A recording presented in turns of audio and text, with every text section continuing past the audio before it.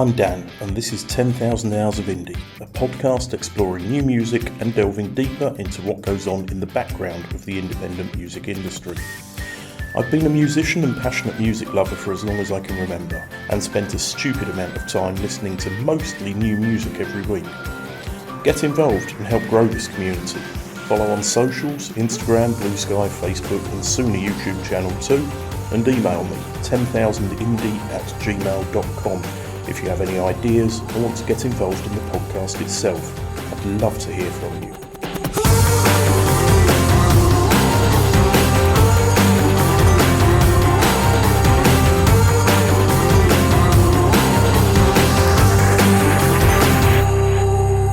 So today, everyone who listens to this is going to get to hear how bad my French pronunciation is. Mauvais Sang, is that the right way to pronounce the band name? Yeah, Mauvais Sang. Mauvais Sang. I see, it's so much more beautiful when you've actually got a French accent. No, but you did it right. Yeah, you got it right. So, Mauvais Sang are essentially a rock band with electronic elements and a harp who sing in French. They have just released their second album, Faune, which deals with the issues in contemporary society, and it's a really catchy album full of great hooks and weird twists and turns. So I am chatting with Anastasia and Mathis. Mathis, yeah. Mathis, yes, okay. About the album, the band, and future plans. So hello to you both. Welcome to the podcast. Hi. Hey. I'm really glad you've managed to find time to have a chat because I really do love the album. It's amazing. Thank you so much. So how has the reaction been to the album so far?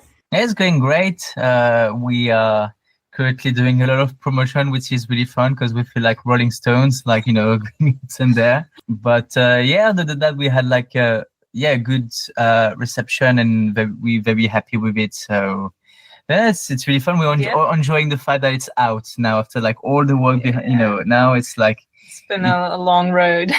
Yeah. You spend a lot of time sort of trying to hide it from people until it's ready, and then suddenly it's there and everyone can hear it, and you're desperate for people to finally get round to it, because I guess some of the songs on this you've been working on for a year or you released on the EP nearly a year ago. Oh, yeah. Like some of the songs we were already playing, like nearly 2 years ago, actually. So, because some of them have also... it feels very new for the audience, but like, yes, I think some of the songs I can't really listen to them. Like, it's just too much. Like, I would be living with them for like so long that it's funny to make it seem fresh when actually, we've been working on it like since like quite a long time ago. So yeah. First up, how did you all meet? Well, I am a new member of the band. I met Mathis at Conservatoire like 6 years ago, maybe 7. Oh, yeah. We were together studying music at Guildhall School of Music and Drama, and we ended up living together as well, sharing a flat. And at some point, they really needed a last-minute singer to step in their concert in Chamonix a year ago, and because I am pretty good at catching on accents and kind of memorizing how to pronounce things, Mathis was like, please help. So I stepped in, and now I'm part of a band, and it's been really great. Yeah, and the rest of the bands, we've been knowing each other since like kids. Yeah. So we were like together at school. So it's a very traditional way of meeting the other musicians, I guess. It's like friends from school doing music in the garage, and then the dream of having a band with your mates at school came true for you. Exactly. Yeah, we started playing when we were like teenagers, and we never grew up. That's a good thing, and especially in music. If you start to grow up, the music gets boring. Yeah, it is. Yeah. So tell us a little bit about your background musically. Mathis, you and Leo have known each other the longest, I believe. Yeah, that's exact. So we were together in college. No, school. Yeah, school. Like I keep, because college is actually it's high school in France. I mean, it's very disturbing with the English, but we were like about 13. I think we've been knowing each other since like more than 10 years now. So it's a true love story between us. And I moved to London, but we keep seeing each other like Mauvais Sang regularly, like through Skypes or just like on monthly basis. We get back in France, and then we can like rehearse and just seeing each other. Yeah. I don't know if I answered your question actually. It's about your musical background. Oh, the musical background. I started classical music, but very late, and I discovered Radiohead, and I found out that it was possible to do classical music and still have a rock band. And I fell in love with this idea of like mixing the two. So as Anna was saying, we both went to the Guildhall to Anna to do violin, and myself to do composition. I think we are the only one, the two of us, that are still who did like a professional, like a diploma for music, but the others are like really good. It doesn't, the diploma doesn't mean anything at all. Leo is a very good songwriter, actually. The songs sound fantastic, and I think because you write most of the music, is that right? Yeah, that's correct. Yeah. I'm not going to over-rave it. I'm just going to carry on with this. So what influences the band to make music? Is it other music? I mean, obviously, your name came from an 80s cult film. Is that your starting point? Well, the whole thing with that movie was that inside you get Prokofiev, so you have this huge like drama scene, and suddenly there's David Bowie, More Than Love, and it felt like, the mix of the two, because somehow classical music and rock, then they're very similar in the approach. Like when you listen to Prokofiev or Stravinsky, like when it needs to be nasty, it is properly nasty. And I think that's where it started to sort of combine, the different colors that the harp could offer, or experiment on the guitar to try to make it sound electronic, even though it's a guitar. And it got really funny to like play with the radicality of the instrument and experiment. So yeah. And I guess for this album, because we don't use synths, and I think that's something we really happy with. It all comes from like the harp, the guitar, the drums. So playing with the extreme of the instrument. And there's a band who had a similar approach that we fell in love with called Low.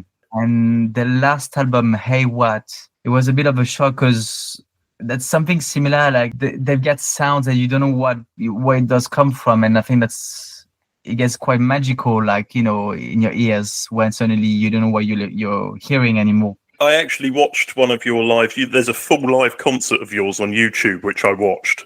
And it took me 3 or 4 songs before I realised it was the guitar that was playing what I thought was keyboards. I was like, where's the keyboard player on the stage? Yeah, there's no keyboard. As a band, you're currently spread across Europe. How easy or difficult is it to find time to rehearse together and practice for shows and things? It's impossible. I mean, normally what we do is we have a show and we all arrive in the same place in France a week before the show, and we have quite intense rehearsals. Also, Mathis, whenever he visits his family in France, he tends to also catch up with the other band members that live there to kind of have a little bit of a play to keep things fresh. But sometimes there's concerts when we don't really have the chance to rehearse, maybe have like one run through before the concert. It can be difficult, but it's all manageable. We're learning how to deal with it. It's not easy, but it's doable. Yeah. It's a lot of Skypes. I think we must, so many hours of Skypes, like, but we're very well organized. I think we're very methodical in our approach to like be very effective and we see each other as much as we can. But it's problematic, obviously, but it's manageable, yeah. Yeah, I spoke to a duo who one of them lives in Ireland and the other lives in Germany now. Oh, wow. And they said it just means that when you do get that little bit of time together, you're actually more productive because you have to use the time. Exactly, yeah. I think we were very scared by that distance of not being able to see each other constantly. But I think it added a lot of preciousness to the moment that we spent together. So when we're back in France, we tend to see each other like, we get very productive as you were saying. And that adds a lot of preciousness to what we're doing. Your songs draw elements from many genres and musical periods. I mean, I can hear right from the 70s right to modern pop sort of sounds in everything. How does a song come together when you write it? Do you come in with a guitar part, or is it lyrics first? And how does it end up to the end product? Well, There are not very strict rules to our process, but we get inspired a lot by external music, and it's not necessarily rock bands. Like sometimes like classical music or techno, or it's sort of Gesellschaft or like these very radical bands where you hear that noise from the synthesizers, like Chemical Brothers. And then it's like, oh, I love like how there's that sort of machine sound, and then it's all about how can I reproduce it on the guitar. So it's a lot of stolen ideas that we put in our instrument, and then the songwriting process. We bring all these ideas together when we do rehearsals. And I was mentioning Chamonix, which is it's a city that is very important to our hearts because Leo, the singer, I think his grandma's house is there. So it's a huge chance for us because we've got that local that is like available for us to do music together. So we've got the very holidays side of it, and that's the opportunity to do music. So maybe twice a year we go there, we bring all the instruments, and then all the ideas that we've had, we put them together and we record a lot. And then once we get like the demos, we work with a sound engineer to bring into life properly. So it's a very, it's not like we rehearse, we record. It's a very rehearse process where the songs build up each other like very progressively. So they grow over a period of time. It's not here's a finished song, everybody learn your part sort of thing. No, absolutely not. No. This is your second album as a band. I thought the first album was much heavier, a more guitar sound, but like guitars sounding like guitars, should I say. And this one has a more electronic sound, I think. What do you think you've learnt so far during this development about each other or about music? It's quite a clear growth of the band and of you as a composer. It's quite audible in those changes. I think that we've all grown to experiment more with electronic sounds. Yeah, it's all being shown in the album. We've all obviously grown up as well, and I mean, I did a little bit of strings for the first album in Monument. Oh yeah. And I remember I really loved the album, but I couldn't, like, it wasn't something that I could listen to every day. It was very heavy for me. It just made me feel too many things at once. And this new album I feel like it's so much more varied and so much more colorful to me personally, which I think is very much a representation of just all of us kind of becoming more colorful as people. And yeah, that's very true that the first album was a bit more cold in its approach. We were coming from a period where we started as an ensemble, so we had the harp, obviously, but we had composers in residence sometimes. So we would welcome friends of us and ask them to write for us. And when the first album arrived, I think it was coming from this idea of defining what we really wanted to do to have like a clear aesthetic. This was going through limiting ourselves in what we were doing. So we decided to pick a guitar, drums, bass, a few pedals, and then be like, okay, now we need to do music with just those and not going further with that. And that allowed us to define the music and the identity we wanted to have. And the second one was a bit more free in playing with this identity and experimenting the colors that we could bring with those instruments. So it's the same instruments, same weapons, but trying to see another facade, another piece of the mirror of all these tools. There's a band called Rage Against the Machine, that I don't need to introduce. I think it was a true inspiration through like the way they write the songs are like very similar somehow. That was very inspiring to see them actually having three pedals. Because when you hear Rage Against the Machine, you think like, oh, it's going like through so many things and like the sound is complex. But actually it's three or four pedals that the guitarist Tamura used, and he used that for like his whole career. And he's still very, with his new music today, that's still very inspired. I think it's a real challenge for us, and we're still trying to like, keep it to it, to like limit ourselves with the gear, so that we can truly deep inside what we want to achieve through our tools. So obviously you sing in French, which somewhat limits your appeal outside of French-speaking countries. Have you played any shows to non-French speaking audiences?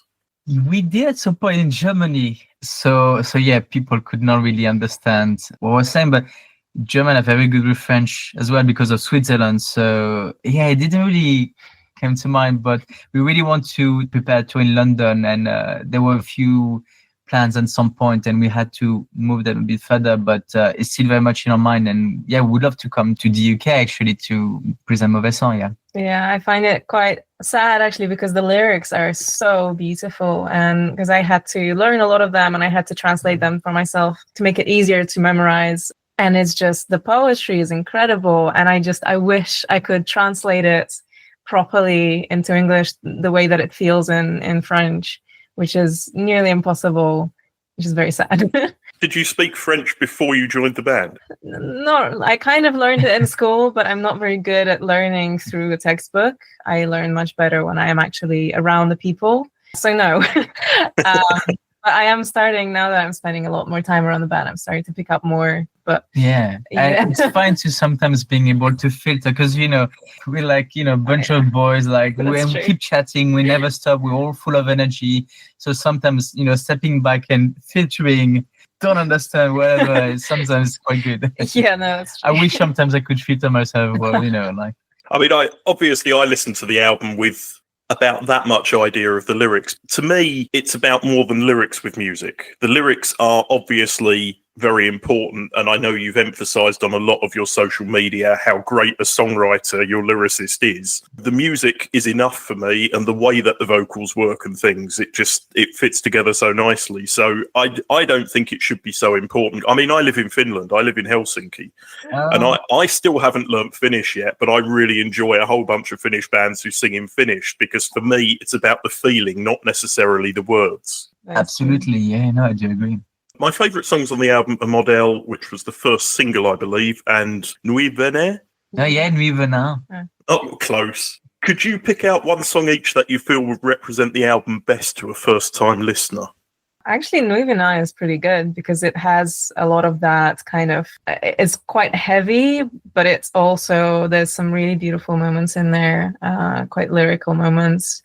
The singing is very gentle compared to what the theme of the song is.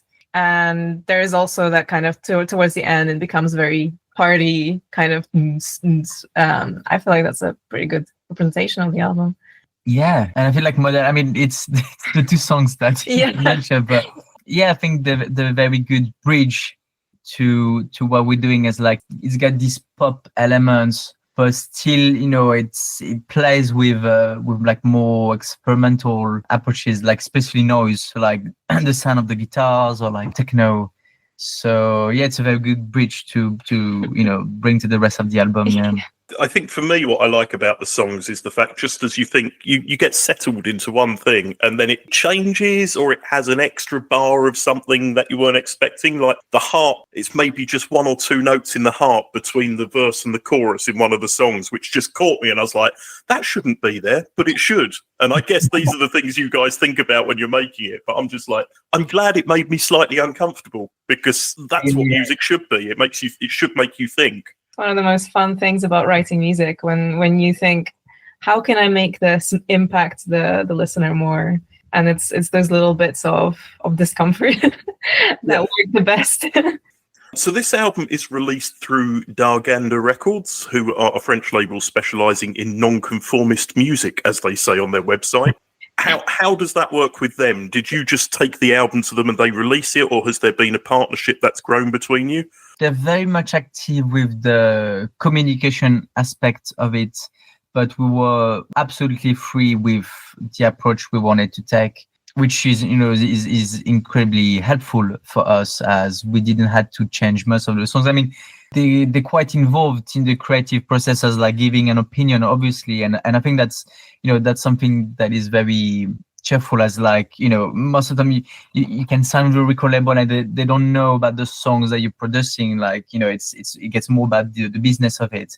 But I think what was interesting in working with them is that they knew the songs, they knew what would work best or not, so they could adapt their strategy in bringing it to the audience. and being a true support, even though we were absolutely free in how we wanted to create the songs.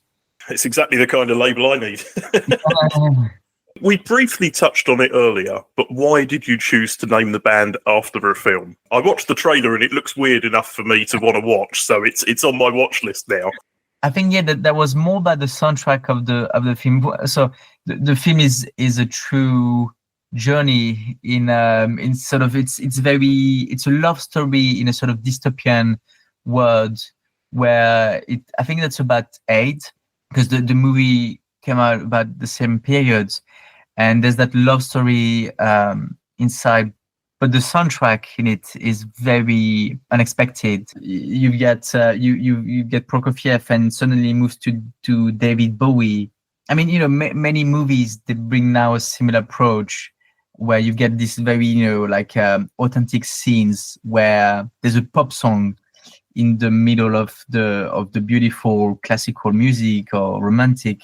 And at the time, there was something we were really excited about, as like mixing the two different elements that might seem in opposition, but actually share like many common links. We got very lucky because for the first album, we had the opportunity to record the main actor of the film. So Denis Lavant, who's, he's one of the most beautiful voice I've ever heard. He's got a very low tone voice. Yeah, it was kind of like, giving a conclusion to something, working with him. And after that, we had to detach ourselves from the movie.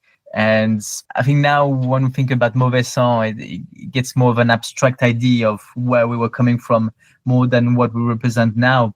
So what's coming up next for you? Have you got some live shows planned or more videos? Because you seem to like making videos when you're not together. It seems to be things that get back together, which are super cool. I like the one that went back through sort of the whole career of the band, because you've been together for like 13 years or something, haven't you? Yeah, I think Mauvais Sang we started up about 5 years ago. But we've been making music since like ages. But the TikTok format and Instagram are like pretty news for us. So I think we're still playing with what we want to do out of it. Leo, the singer, is very much, he's the one who's like very clever about it, and who knows, like, the algorithm and things like that. So, I'm very naive about TikTok and how it works. I think the whole idea behind it was like, having fun, breaking that distance so that, it feels like we're constantly sharing what we're doing, because that's what, we can't film our rehearsals because we don't rehearse like, every week. So we film everything else that we're doing. So, preparations and recordings and stuff. Yeah. And we get some coming shows on the way. We play in Paris in July, and then we get a small tour that is defining itself at the moment, but all in France. Yeah, it's I think the whole September we're in France, and then hopefully UK at some point. You'll have to keep me posted. I can get over to the UK easily. So you're very active on Instagram as a band. Where else can people find you on socials? I will include links as well, but yeah, Instagram, TikTok, and Facebook. Okay. Well, the new album, I'm going to ask you to say the name. The new album called La Faune is out now on Daganda Records. Thank you so much for your time, both of you. Thank you. Good luck with the album and the tour, and hopefully I'll be able to get over to London to see you when you make it there. Very exciting. Absolutely. Thank you. Thank you. Thank you very much, Dan.